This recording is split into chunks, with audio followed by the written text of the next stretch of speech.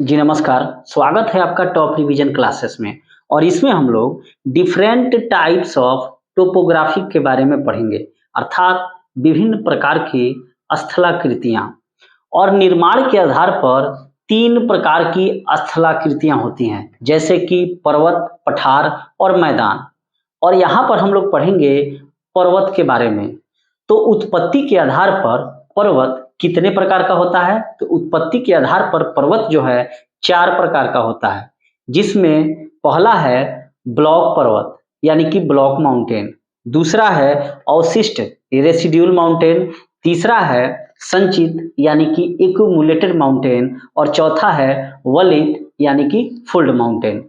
तो एक एक करके हम लोग पर्वत पर ये चर्चा कर रहे हैं। पहला जो ब्लॉक पर्वत है, जब चट्टानों में स्थित भ्रंश के कारण जब चट्टानों में स्थित भ्रंश के कारण मध्य भाग नीचे धंस जाता है तथा अगल बगल के भाग ऊंचे उठे प्रतीत होते हैं, तो उसे हम लोग ब्लॉक माउंटेन कहते हैं। फिर से मैं पढ़ देता हूं कि ब्लॉक माउंटेन जो है, जब चट्टानों में भ्रंश के कारण, मान लीजिए ये चट्टान है, तो भ्रंश भ्रंश का मतलब क्या होता है कि जब चट्टान में तनाव आता है, टेंशन आता है, तनाव आता है, तो क्या होता है, बीच का भाग जो है धंस जाता है और किनारे के जो भाग हैं वे ऊपर उठे हुए प्रतीत होते हैं, ऐसे। ठीक है। तो जब चट्टानों में स्थित भ्रंश के कारण मध्य भाग नीचे धंस जाएगा और किनारे वाले जो भाग है उठे हुए प्रतीत होते हैं, तो इस प्रकार के चट्टान को हम लोग ब्लॉक पर्वत कहते हैं। और बीच में धंसे हुए भाग को हम लोग रिफ्ट घाटी कहते हैं, ऐसे। ये जो बीच वाला जो भाग धंसा है, ये क्या है, रिफ्ट घाटी है। इन पर्वतों का जो शीर्ष होता है वह क्या होता है, समतल होता है, यानी कि मुंडी वाला भाग समतल होगा और किनारे के जो भाग होंगे वे भ्रंश कगारों से निर्मित होंगे। और इस प्रकार के पर्वत के क्या उदाहरण है, वासजेस फ्रांस का, ब्लैक फॉरेस्ट जर्मनी का, और साल्ट रेंज पाकिस्तान का। तो ये काफी इंपॉर्टेंट है, बार बार पूछा जाता है कि वासजेस किस प्रकार का पर्वत का उदाहरण है, तो ब्लॉक माउंटेन का उदाहरण है। वासजेस है कहाँ, फ्रांस में है। ब्लैक फॉरेस्ट किस प्रकार के पर्वत का उदाहरण है, ब्लॉक माउंटेन का उदाहरण है, और ये जर्मनी में है। और साल्ट रेंज किस प्रकार के पर्वत का उदाहरण है, तो ब्लॉक पर्वत का उदाहरण है। और साल्ट रेंज कहाँ है, पाकिस्तान में है। तो अभी तक हमने पर्वत के बारे में पढ़ा कि उत्पत्ति के आधार पर पर्वतें चार प्रकार की होती हैं। पहला ब्लॉक माउंटेन, दूसरा रेसिड्यूल माउंटेन, तीसरा एक्यूमुलेटेड माउंटेन, और चौथा फोल्ड माउंटेन। तो हमने पहला को पढ़ा ब्लॉक माउंटेन यानी कि ब्लॉक पर्वत।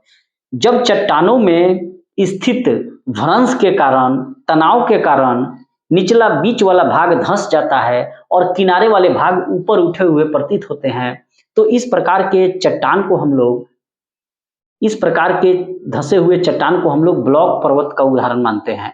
और बीच वाला जो भाग धंसा होता है उसे रिफ्ट घाटी कहते हैं। और ब्लॉक माउंटेन पर्वत का जो शीर्ष भाग होता है वह समतल होता है, बराबर होगा, और किनारे वाला भाग उबड़ खाबड़ होगा। जैसे वासजेस ब्लॉक माउंटेन का उदाहरण है, फ्रांस में है। दूसरा है साल्ट रेंज, जो भी ब्लॉक माउंटेन का उदाहरण है, पाकिस्तान में है। और ब्लैक फॉरेस्ट जो काफी पूछा जाता है, ये जर्मनी में है और ये ब्लॉक माउंटेन का उदाहरण है। पर्वत निर्माण से संबंधित कुछ सिद्धांत हैं, उसको भी जान लेते हैं। जैसे भूसन्नति का सिद्धांत किसने दिया था, कोबर ने। तापीय संकुचन का सिद्धांत किसने दिया था, जेफ्रीज ने। महाद्वीपीय फिसलन का सिद्धांत किसने दिया था, डेली ने। संवहन तरंग का सिद्धांत किसने दिया था, होम्स ने। रेडियो एक्टिविटी का सिद्धांत किसने दिया था, जोली ने। प्लेट विवर्तनिक का सिद्धांत किसने दिया था, हैरी हेस ने। यहाँ जो है प्लेट विवर्तनिक शब्दावली, सर्वप्रथम प्रयोग प्लेट विवर्तनिक यानी कि प्लेट टेक्टोनिक शब्दावली का सबसे पहले प्रयोग जो है टोरंटो विश्वविद्यालय के टूजो विल्सन ने 1965 में किया था। और प्लेट विवर्तनिक सिद्धांत की वैज्ञानिक व्याख्या का श्रेय जो है WJ मॉर्गन को दिया जाता है। तो यहां से ही अगर ये प्रश्न पूछा जाएगा कि प्लेट विवर्तनिक सिद्धांत किसने दिया पर्वत निर्माण के संबंध में, तो हैरी हेस ने। लेकिन ये अगर पूछा जाएगा कि प्लेट विवर्तनिक सिद्धांत की व्याख्या का श्रेय किसे है, तो WJ मॉर्गन को। और प्लेट विवर्तनिक शब्दावली का सबसे पहले प्रयोग किसने किया? तो टोरंटो विश्वविद्यालय के टूजो विल्सन के द्वारा। 3 प्रश्न है, तीनों को ध्यान रखना है कि प्लेट विवर्तनिक शब्दावली का सबसे पहले प्रयोग टूजो विल्सन, टोरंटो विश्वविद्यालय। प्लेट विवर्तनिक सिद्धांत के प्रतिपादन का श्रेय किसे दिया जाता है? WJ मॉर्गन को। और प्लेट विवर्तनिक पर्वत निर्माण के संबंध में किसने दिया? तो हैरी हिस ने। तो पर्वत निर्माण से संबंधित कुछ सिद्धांत में जैसे भूसन्नति सिद्धांत कोबर ने, तापीय संकुचन सिद्धांत जेफ्रीज ने, महाद्वीपीय फिसलन सिद्धांत डेली ने, संवहन तरंग सिद्धांत होम्स ने, महाद्वीपीय विस्थापन वेगनर ने, बसे विस्थापन तो बसे वेगनर, रेडियो एक्टिविटी जॉली ने, प्लेट विवर्तनिक हैरी हेस ने। अब आते हैं हम लोग अवशिष्ट यानी कि रेसिडुअल पर्वत के बारे में। रेसिडुअल माउंटेन, ये पर्वत चट्टानों के अपर्दन के फलस्वरूप निर्मित होते हैं। मान लीजिए ये चट्टान है और इसका अपर्दन हो रहा है यानी कट पट रहा है, तो चट्टानों के अपर्दन के फलस्वरूप निर्मित पर्वत को हम लोग रेसिडुअल यानी कि अवशिष्ट पर्वत का उदाहरण मानेंगे। जैसे विंध्याचल पर्वत, सतपुड़ा, नीलगिरी, पारसनाथ, राजमहल की पहाड़ियां, ये सभी पांचों भारत में अवशिष्ट यानी कि रेसिडुअल माउंटेन के उदाहरण हैं। यानी कि चट्टानों के अपर्दन के फलस्वरूप जो पर्वत बनते हैं उसे हम लोग रेसिडुअल यानी कि अवशिष्ट पर्वत कहते हैं। जैसे विंध्याचल, सतपुड़ा, नीलगिरी, पारसनाथ, राजमहल की पहाड़ियां, ये सभी भारत में पांचों पहाड़ियां जो हैं रेसिडुअल यानी कि अवशिष्ट पर्वत का उदाहरण है। साथ ही सियरा एवं गैसा बूटे, तो सियरा स्पेन में है और गैसा बूटे जो है अमेरिका में है। ये दोनों भी रेसिडुअल यानी कि अवशिष्ट पर्वत के उदाहरण हैं।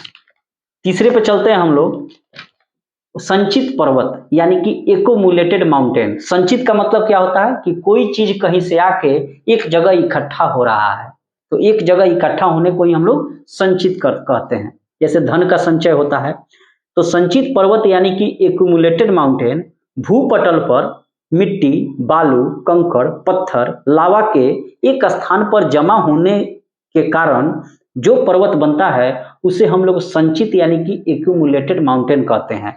और रेगिस्तान में बनने वाला बालू का जो स्तूप होता है जिसे लोएस का मैदान भी कहते हैं, वो एक प्रकार का संचित यानी कि एक्यूमुलेटेड माउंटेन का उदाहरण है।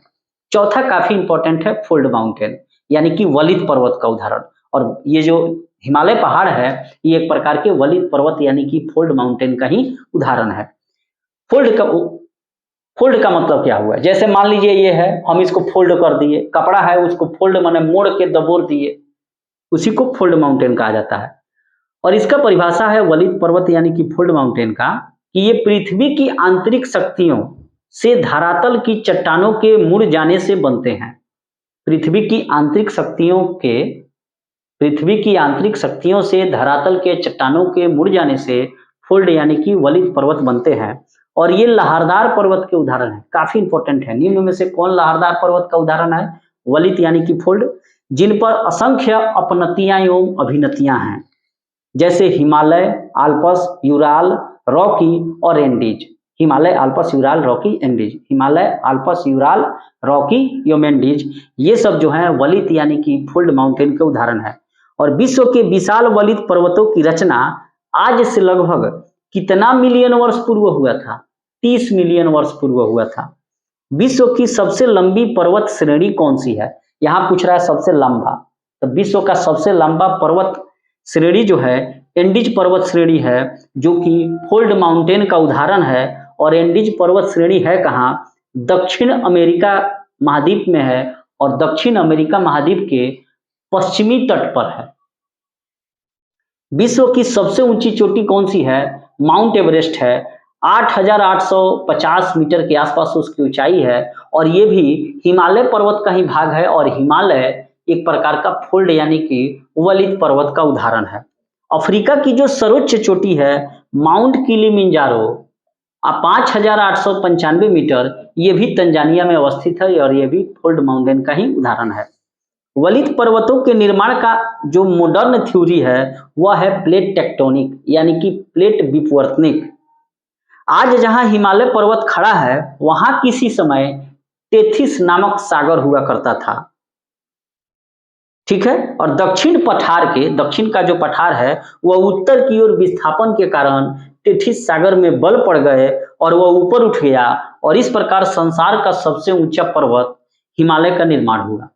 तो जब भी ये पूछा जाए कि हिमालय पर्वत पहले क्या था, वहां पर टेथिस नामक सागर था और प्लेट टेक्टोनिक के कारण टेथिस सागर में बल पड़ गया और हिमालय पहाड़ हो गया। भारत का जो अरावली पर्वत है वह विश्व का सबसे पुराना वलित पर्वतों में से एक माना जाता है और अरावली पर्वत की सबसे ऊंची चोटी का नाम माउंट आबू है, जहां पर दिलवाड़ा का जैन मंदिर है और उस माउंट आबू की जो ऊंचाई है 1722 मीटर है। तो इस प्रकार जो है अगर ये प्रश्न पूछा जाएगा कि निम्न में से सबसे पुराना पर्वत कौन है, तो अरावली पर्वत श्रृंखला है। इसको एक बार हम लोग दोहरा लें तो काफी अच्छा रहेगा कि डिफरेंट टाइप्स ऑफ टोपोग्राफिक यानी कि विभिन्न प्रकार की स्थलाकृतियां और निर्माण के आधार पर स्थलाकृतियां जो है 3 प्रकार की होती हैं, पर्वत, पठार और मैदान। तो सबसे पहले हम लोग पर्वत के बारे में पढ़ेंगे कि उत्पत्ति के आधार पर पर्वत जो है 4 प्रकार की होती है। पहला जो है आपको ब्लॉक पर्वत यानी कि ब्लॉक माउंटेन, जब चट्टानों में स्थित भ्रंश के कारण, जैसे मान लीजिए ये चट्टान है तो मध्य भाग इसका धंस जाता है और किनारे के भाग ऊपर उठ जाते हैं, तो इसे हम लोग ब्लॉक पर्वत का उदाहरण मानते हैं, ब्लॉक माउंटेन का। और बीच में इस धंसे भाग को हम लोग रिफ्ट घाटी कहते हैं और इन पर्वतों का शीर्ष भाग जो है समतल होता है और किनारे के भाग जो है वो जो है भ्रंश कगारों से निर्मित होते हैं। और इसके उदाहरण क्या है? वासजेज फ्रांस, ब्लैक फॉरेस्ट जर्मनी और साल्टरेंज पाकिस्तान। पर्वत निर्माण से संबंधित कुछ सिद्धांत हैं, जैसे भूसन्नति का सिद्धांत किसने दिया? कोबर ने। तापीय संकुचन का सिद्धांत किसने दिया? जेफ्रीज ने। महाद्वीपीय फिसलन का सिद्धांत किसने दिया? डेली ने। महाद्वीपीय विस्थापन का सिद्धांत किसने दिया? वेगनर ने। ब से विस्थापन तो ब से वेगनर। संवहन तरंग का सिद्धांत किसने दिया? होम्स ने। रेडियो एक्टिविटी का सिद्धांत किसने दिया? जॉली ने। और प्लेट विवर्तनिक का सिद्धांत किसने दिया? हैरी हेस ने। हालांकि प्लेट विवर्तनिक शब्दावली का सबसे पहले प्रयोग टोरंटो विश्वविद्यालय के टूजो विल्सन ने दिया था, जबकि प्लेट विवर्तनिक सिद्धांत के प्रतिपादन का श्रेय जो है वह जे मॉर्गन को जाता है। विश्व की सबसे लंबी रिफ्ट घाटी कौन सी है? जॉर्डन नदी की घाटी है, जो लाल सागर की बेसिन से होती हुई जेम्बेजी नदी तक जाती है। विश्व की सबसे लंबी नदी रिफ्ट घाटी कौन सी है?